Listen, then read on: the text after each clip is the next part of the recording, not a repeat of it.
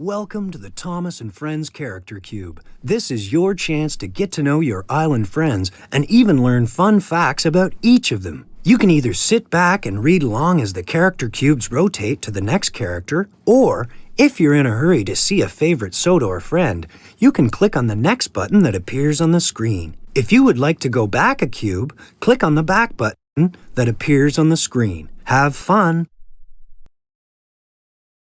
Thomas can be described as a cheeky, fussy little engine. He often gets into scrapes, usually by being overeager to do things best left to bigger and more sensible engines. But clouds never last long in Thomas's world, and he's soon bustling about again, playing his part in the yard and on his very own branch line, of which he is extremely proud. Thomas is based on the London Brighton and South Coast Railway 060 E2 with extended side tanks. Edward is one of the older engines in Sir Topham Hatt's railway. The most important thing about Edward is that he's good-willed and kind. When the other engines misbehave, it's Edward that Sir Topham Hatt turns to in order to calm everyone down and restore order. Edward did not have a number on his side in the first original stories. It was only after Book 6 in the Railway series that Edward received his number 2, which he is now known for. Henry is a long, fast engine. He has a thoroughbred look and, like all thoroughbreds, tends to be somewhat highly strung and prone to illness. But he has his new shape now, and, sympathetically driven, he'll give any engine a run for its money. Before his shape was changed, Henry had to have special coal brought in so he could run properly. Gordon is the senior member of the engine family, the fastest and most powerful of Sir Topham Hatt's string, and he knows it. He's good-hearted, though, and always willing to forgive, and use his superior strength to help smaller engines out of trouble. When the Queen visited the island, it was Gordon that Sir Topham Hatt turned to take the Queen around Sodor. James is a medium-sized engine. His 6 driving wheels are not as big as Gordon's and not as small as Thomas's.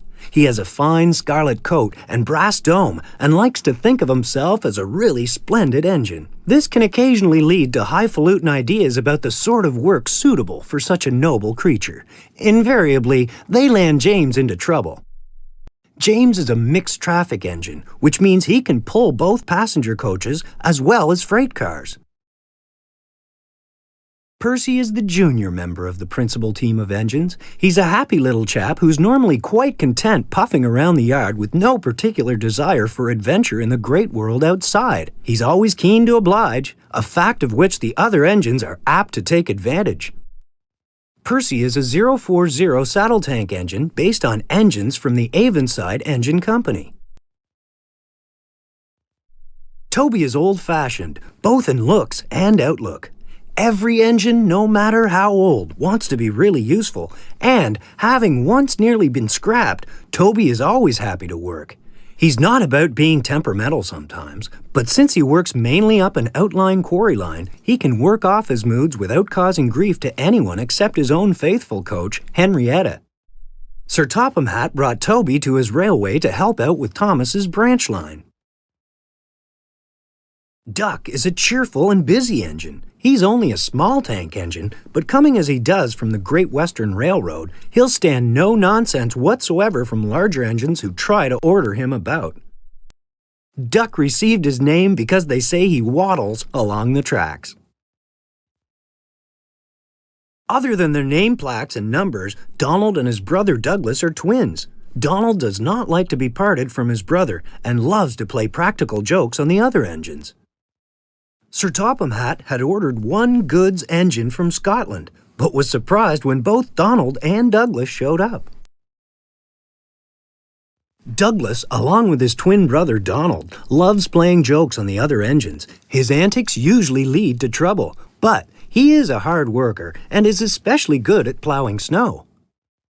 When Douglas and his brother Donald arrived at the island, no one could tell them apart because they had lost their numbers and name plaques.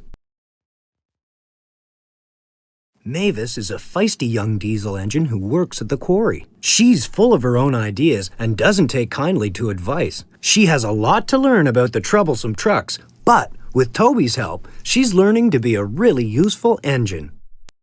Mavis is a 060 Drury diesel mechanical locomotive. Bertie has a great deal in common with Thomas. Ever since their great race, they've been the firmest of friends. Bertie's strongest characteristic is his friendly grin and his readiness to help any engine prepared to admit that, just sometimes, roads have their uses as well as rails.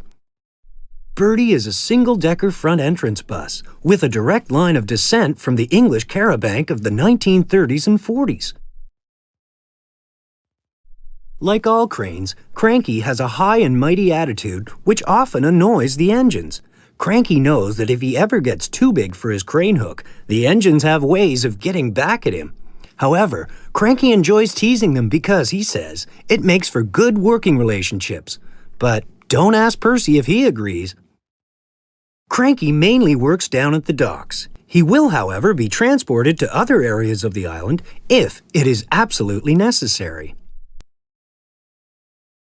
In a railway family, Harold can hardly avoid having a high profile. He brings a welcome spot of dash to the quiet landscape of Sodor whenever he appears, and even if the noise he makes is occasionally wearing, he is good-hearted and the engines are always pleased to see him. As far as we are aware, Harold has never flown outside the island of Sodor. Bulgy is a bad-tempered double-decker bus who is out to close down the rails and free the roads. He has no scruples and knows how to tell a lie when he's in a tight jam, which is why he and Diesel are friends.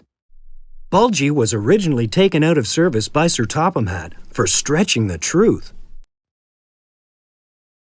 Harvey is a good-natured crane engine brought to the island to help with the loading and unloading of freight. No job is too big for him. He's used in the yards, the docks, and building sites, but his true home is the Sodor Waterworks. Although at first the other engines teased him for his unique look, Harvey, with his breakdown crane, soon proved that he, too, was a really useful engine. Salty, the dockside diesel, loves to tell tales of his life by the sea. He often works in the quarry, but is happiest down by the docks. Salty has a great big heart and will always rush to the aid of any engine, be it steam or fellow diesel. Salty was able to calm the rambunctious, troublesome trucks by singing his favorite songs and getting them to work to his musical rhythm. Spencer is just about the shiniest, sleekest engine the island of Sodor has ever seen. A striking Silver Express engine, Spencer was brought to the island as the private engine of the visiting Duke and Duchess. Spencer ends up in need of a little help from another fast engine, Gordon, when he thinks that being big and fast means he doesn't need to take advice from friends. Arthur is a big new tank engine, whose job is to shunt trucks and pull freight. He is as excited to work for Sir Topham Hatt as he is proud of his famous spotless record. Only time will tell if that record will stay as spotless as Arthur would like. Arthur proves that his heart is just as big as his size when he forgives Thomas for getting him into a sticky mess. Murdoch is a mighty engine with 10 drive wheels. He was brought to the island to help with the heavy workload and pull freight on the main line. As shy as he is strong, Murdoch can often be found seeking peace and quiet. Murdoch finds that the countryside is not as peaceful and quiet as he would have liked when he encounters a track full of wandering, noisy sheep. Emily is a beautiful engine with shiny paintwork and gleaming brass fittings. After she rescued Oliver and Toad when they were stuck on the tracks, Sir Topham Hatt rewarded her with a brand new pair of coaches.